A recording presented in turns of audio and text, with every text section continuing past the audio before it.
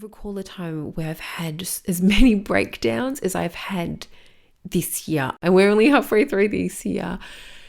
And even though I can continue to pick myself up and keep moving forward, I can't imagine having gotten through this year.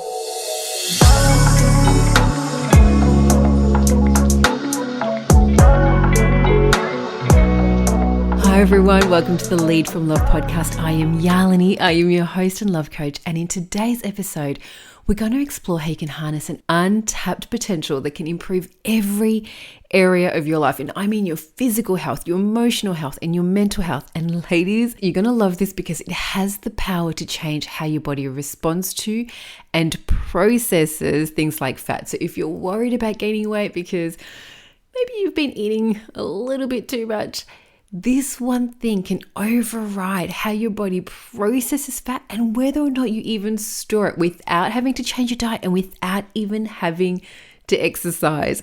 Now, I'm not saying that you should eat a bag of chips and a tub of ice cream every night, but I'm sharing this because what happens inside of your body isn't just about what you put into it. It's not just about whatever the nutritional facts are on the packaging. It's not about the kilojoules and the fat and the carbs and the sugar, because there is something else that can absolutely override this. And not only that, but it can strengthen your immune system so that you don't get sick as often. It can improve your emotional well-being so that you're not as flat or as low.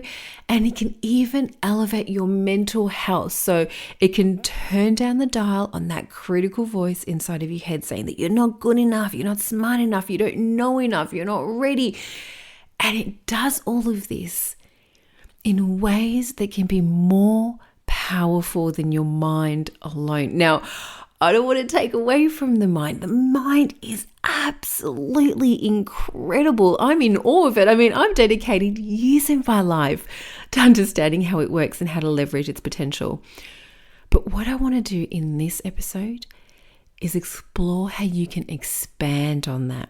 So I'm going to share with you just how incredible your mind is, what it is truly capable of. But I'm also going to let you in on why that alone isn't enough. Because nothing exists in a vacuum. Just like the nutrition info on a packet of chips isn't the only thing that determines whether or not you actually absorb the fat, there's something else going on outside of the mind because it's missing a fundamental link. And it can be even more powerful than the mind and even be easier to create change. Now, this has something to do with what's called the rabbit effect. And from my perspective, this is the ultimate trump card for your well-being. Because when you know how to access this, it can change how you feel about yourself, how you feel about your life, and how you feel inside of your body. Now, to take it to the next level, when you combine this with your mindset, with the power of your beliefs and your thoughts, that's when you can really thrive in your life, in your health, in your well-being. It transforms every element of your life and it has an absolute ripple effect. So if you want to know what this missing link is, you're in the right place because I'm going to take you through it in this episode. Now, to start off, I'm going to build the foundation. I want to acknowledge just how incredible your mind is because most people don't realize just how powerful you are, just how capable your mind is of creating unbelievable shifts in your life. And with my background in hypnotherapy, I have witnessed people go from being crippled and paralyzed with anxiety to flourishing with confidence and moving through life with ease simply because we were able to change thoughts and beliefs in their mind. Now, when I talk about this, it brings an old client to mind who was so paralyzed by fear and so crippled by his anxiety that he couldn't leave the house. He couldn't go to work. He had to take stress leave and he couldn't even go to the shops. And he was so desperate for help that he ended up going to the doctors. He ended up being on anti-anxiety medications. He even saw natural health alternatives and had all those sorts of health remedies as well. And then he finally came to me. So at this point, he was in a real state. And as we work together and we work to uncover the root cause of his anxiety and his fears and all of the issues that had built up over time to lead him to this place, he was able to go and get off his medication. And this is where it was really interesting, because we had dealt with, from my perspective, what the root cause was, and he had come off the medications that his doctor had prescribed. But he was still feeling a level of anxiety. And it turned out that he was still having the natural health alternatives. And he thought, the natural remedies, that should be fine. But it turned out that the natural health alternatives, because we had already regulated his mind and therefore regulated his body, they were now causing a level of anxiety because there was nothing left to compensate for. And so it wasn't until he got off that he was able to finally get to a state of being really balanced, feeling well, feeling healthy, being able to walk out that door without a second thought, being able to go to work, go back to the shops. Because when you tap into the root cause in the mind, the changes that you create aren't superficial. It's not just about how you view yourself and your world, but it changes how your body responds biologically. Because now what you've done is you've overridden the problem and you allow the body to regulate itself. Again, you allow it to bring it back to a state of homeostasis, to your natural state of health. And it's not just with anxiety. I've witnessed clients overcome addictions, and I'm talking different types of addictions. So addictions with smoking, with alcohol, with coffee, with sugar, and to come off it without the ramifications that science would normally tell you you're supposed to have. So to give you an example, I had a client years ago with Crohn's disease, and he was completely addicted to coffee. He had to have it first thing in the morning, except with Crohn's disease, it flows through you in a different way that can be unbelievably uncomfortable, and it sends you to the bathroom and you end up being there for a while, which when you're a man at work, people notice and it gets really embarrassing. But every time he tried to get off coffee on his own, he would have excruciating headaches. He would get really grumpy and agitated. He wasn't like himself, and he couldn't be that version of himself at work. So he would inevitably go back to coffee. He had no idea how to get off it on his own in a safe way without all of the withdrawal symptoms. But what was really interesting is in one session, and it doesn't always happen for everyone that quickly, but for him in one session, we were able to clear it. And when I saw him a week later, not only had he not had coffee, not had any cravings, was perfectly fine with people drinking it around him without it affecting him, but for the first time in his life, he had no headaches coming off the coffee. He was completely fine. And this is what happens with the mind. What it's able to do is it's able to reprogram your mindset and bring it back to a state from before you had that addiction. And it re-regulates your body from that state. Now, it doesn't mean that you're not still detoxing. You are, but those symptoms, those withdrawals that you think are inevitable, they can completely be dissolved. And I see things like this happen over and over again with clients. And so it's hard not to be blown away. I'm constantly in awe of my clients and the changes that they're able to create, because that is the power of the mind. But here's the thing, there's nothing special about them. And it's not to say that I don't think they're amazing, because they are, and I do, but I say it because they're no different to you. Because we all have that power and ability. We use our minds every single day. It's just that what we focus on might be different. And so if we're focusing on our problems, if we're focusing on what we believe are our shortcomings, if we focus on all the things that we think are wrong with ourselves, then we're creating a certain outcome and a certain reality in life for ourselves. But whatever your beliefs are, you have the ability to create the equal, if not greater, alternative response in the opposite direction. Because that is the power of a belief. All it requires is to change the direction that you're investing your energy in. And it doesn't require you to change who you are or be someone that you're not. It's just changing the beliefs you hold about who you are. Because these are beliefs that are held deep within you. And as they start to shift, that's when you become more in touch with the reality and the truth of who you are, without that version of you that isn't being held back by fears and self-sabotage. So yes, absolutely. Your mind is incredible. And this is just the tip of the iceberg in terms of what you can create for yourself. And this is why I love the mind. This is why I was so drawn to it, even when I was younger, because it feels powerful to me. And I craved that because the power of the mind, that felt safe for me. So even when I studied psychology at uni, it wasn't necessarily the social sciences that intrigued me. I wanted to know how the mind worked. I wanted to focus on neuropsychology so I could understand the different parts of the brain, how everything was connected, which lobes were affected with which behaviors, how the neurosynapses fired, what made us tick, how incredible we were. I wanted to know everything about the inner workings of the mind, because for me, the mind was something that I could understand. It felt predictable. If one thing happens and that affects this part of the brain, it felt reliable. And I needed that growing up because my emotions felt too overwhelming for me. They felt irrational. It's like anger or sadness could just pop up at any moment. I didn't know how to control it. And so I couldn't live from a place where I was at the mercy of my emotions, because that made me feel really weak. I needed to feel like I had a sense of control over something, because that's what made me feel strong inside of me. And that's not an uncommon thing. And it's not necessarily just because you had to have experienced a big trauma. It's because we all go through things. And sometimes we're not ready to feel emotionally exposed and vulnerable. And when we don't want to feel exposed and when we don't want to feel vulnerable,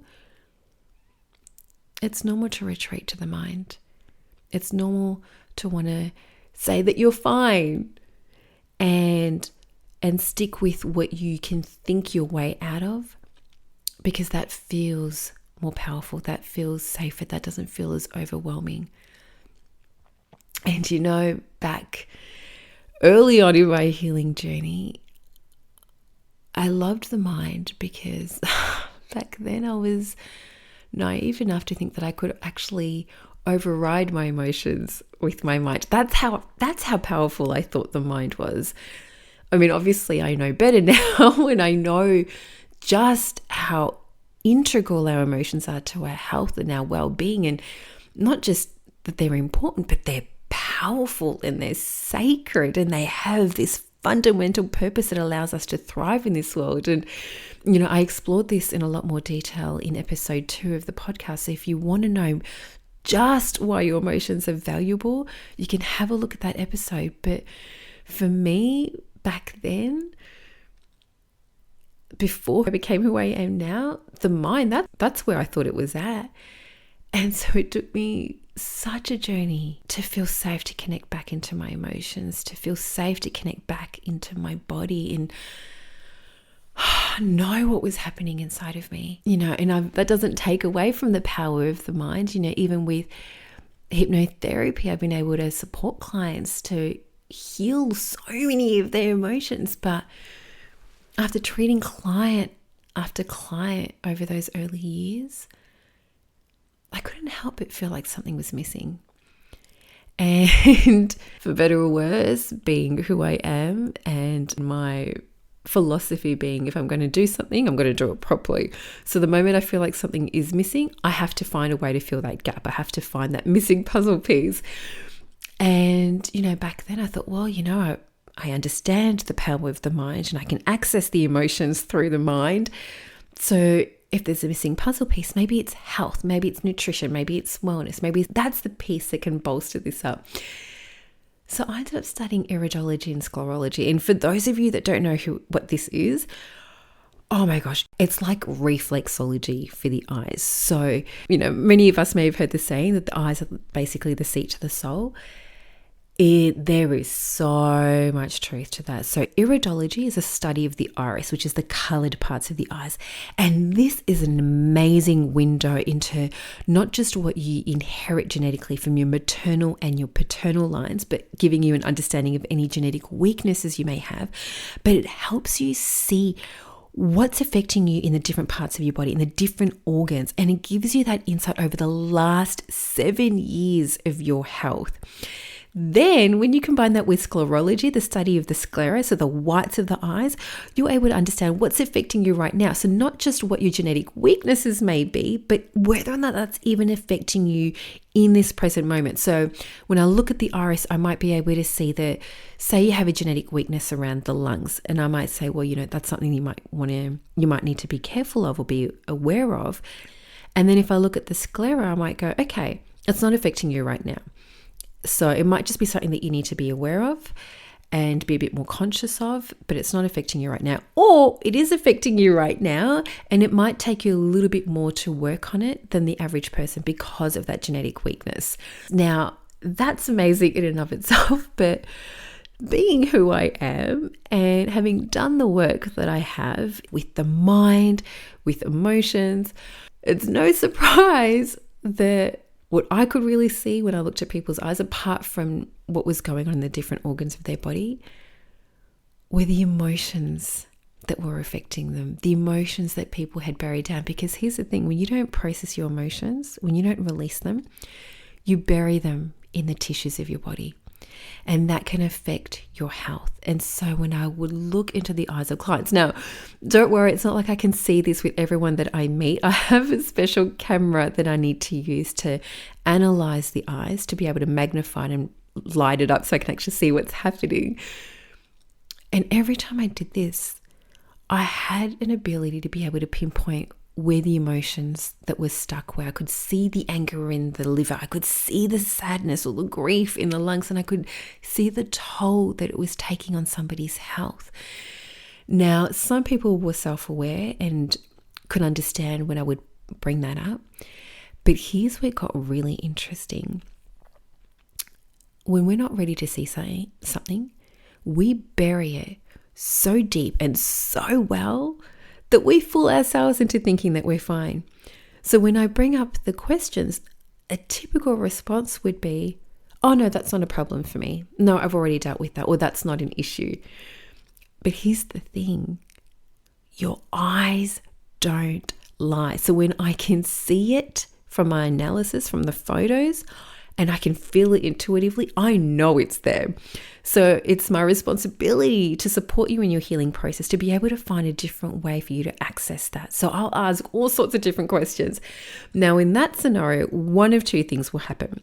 One, I ask enough of the right questions that it starts to come up for you and that emotion gets triggered.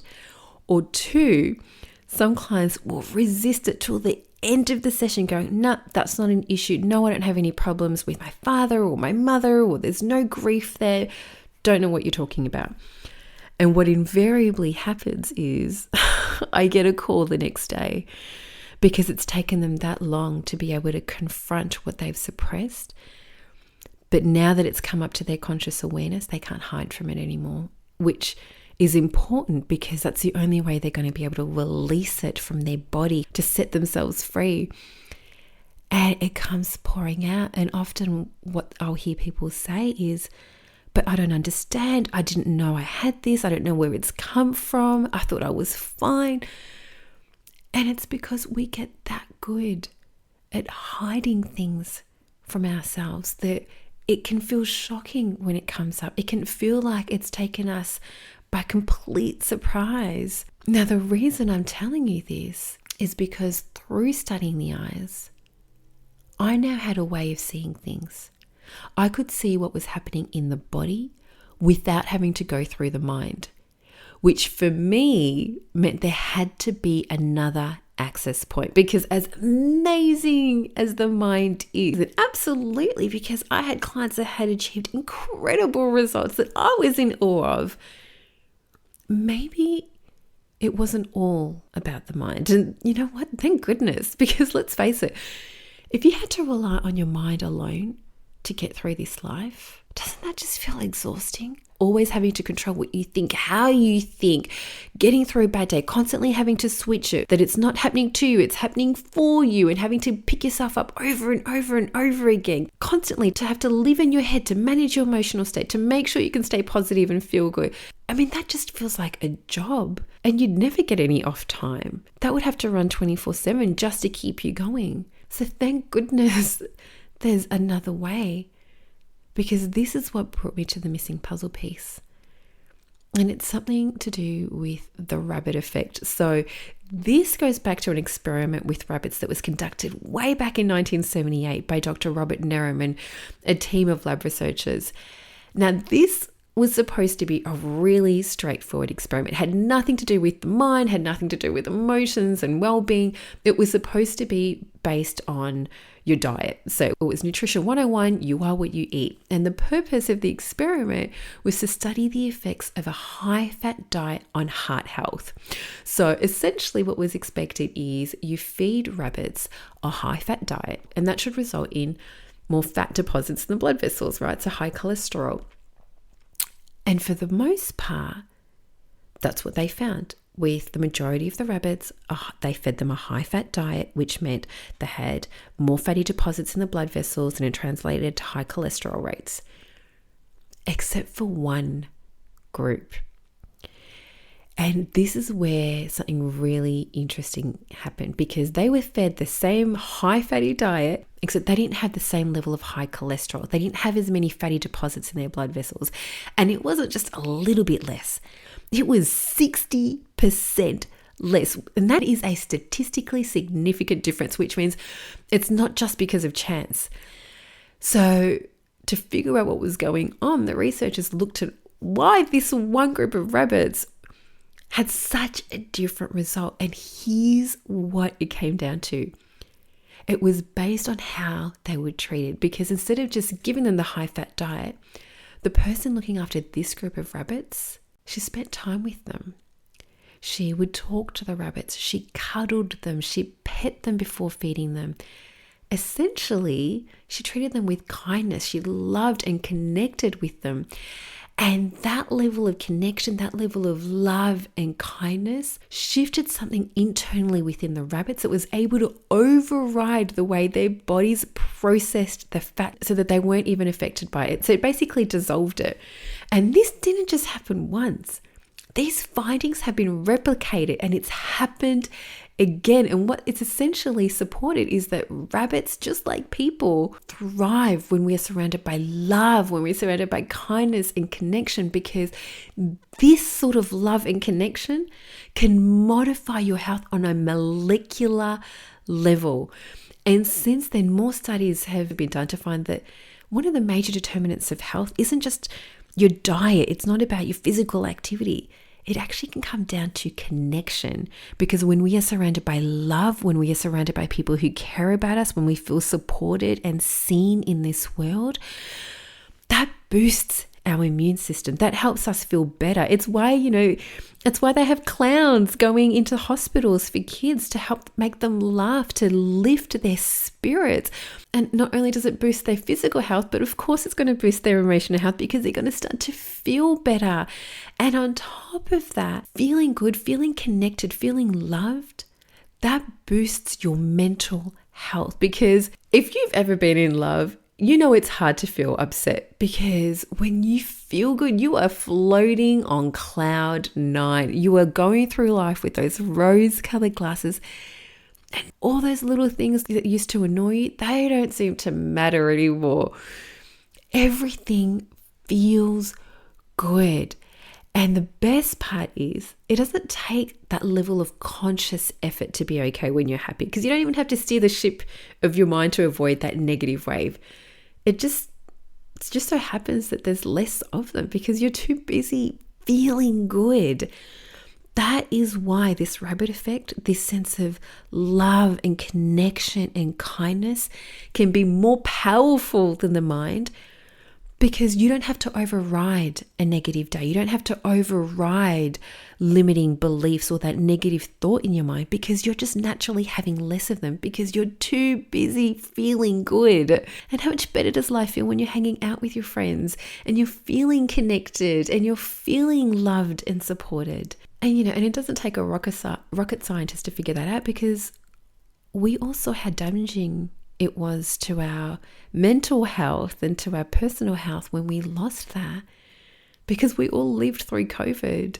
We all lived through social isolation and lockdowns, and each one of us have our own personal experiences of what that did to our mental health and to our physical health and what that cost us. And, fortunately, I'm lucky that I've got a strong mindset. I mean, that doesn't mean that I'm always happy and that life is easy and that I don't have my down days. I absolutely do.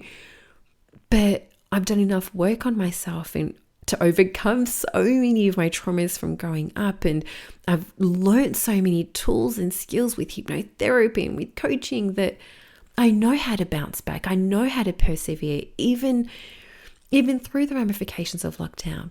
And sure, the introverted part of me liked having my downtime. I liked having my alone time. But I yearned for human connection, because that's part of who we are as humans. We need that human connection to thrive in this world.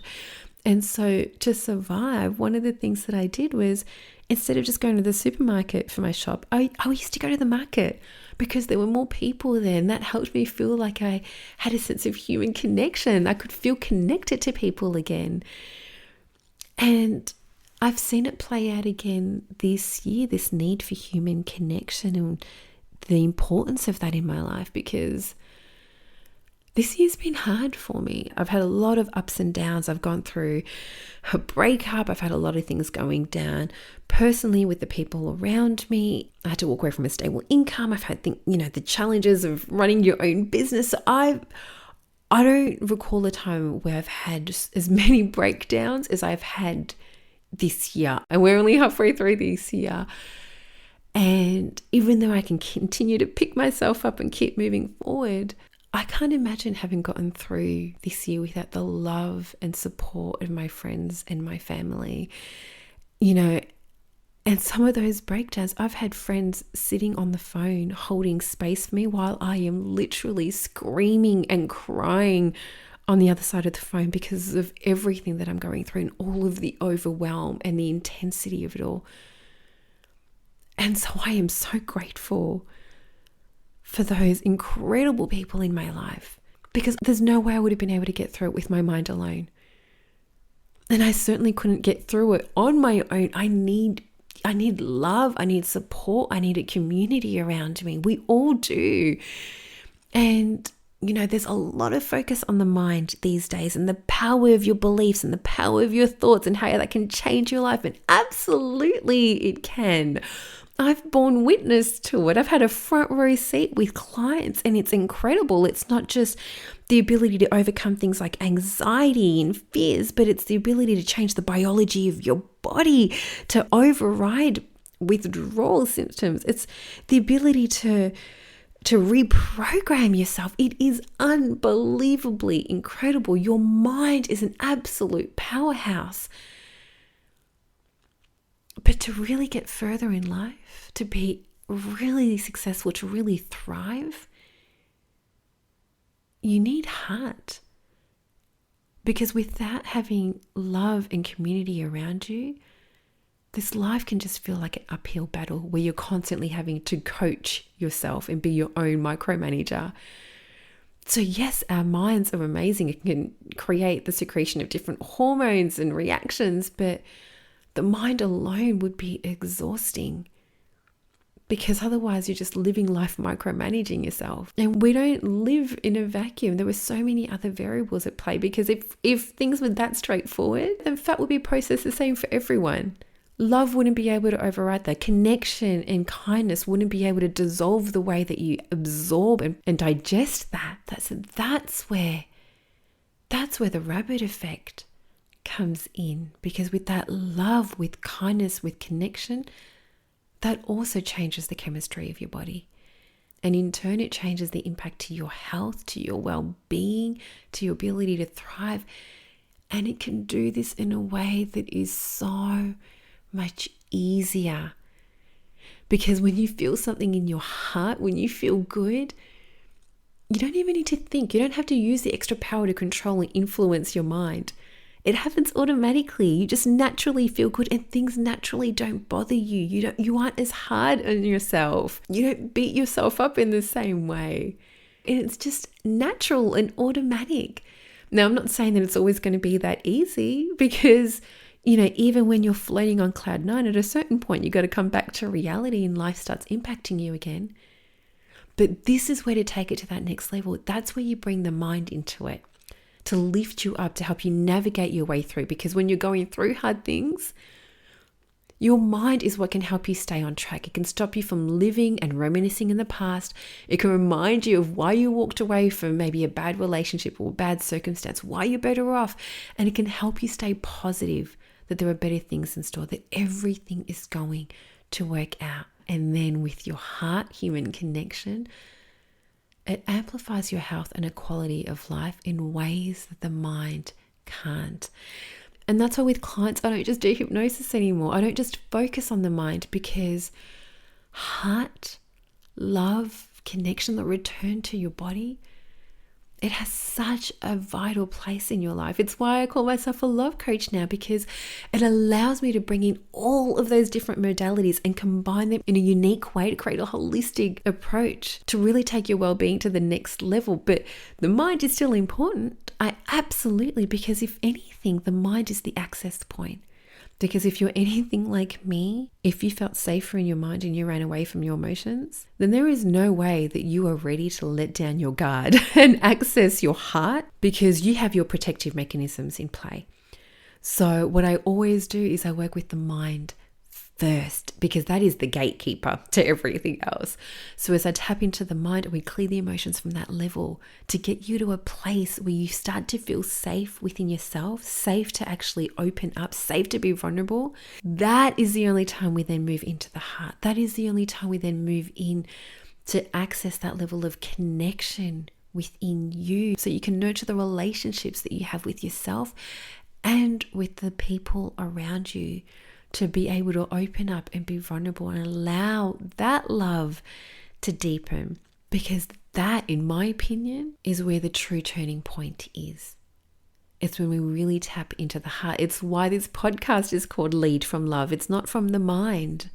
Because even though that is absolutely incredible, love, connection, relationships, that is what can take your life to a whole new level that can transform not just your mental health, your physical health, your emotional health, but every area of your life. And you have that power within you, and you can tap into that whenever you want. So build more meaningful relationships. Allow yourself to deepen the connections you have with the people around you, because it's not just about feeling good in that moment. That has a ripple effect to strengthen your immune system, to elevate your mindset, to amplify your emotional well-being. And that has the ability to have a ripple effect through every area of your life. So return to your heart, lead from love, and allow that to lift you up so you can really thrive in this world.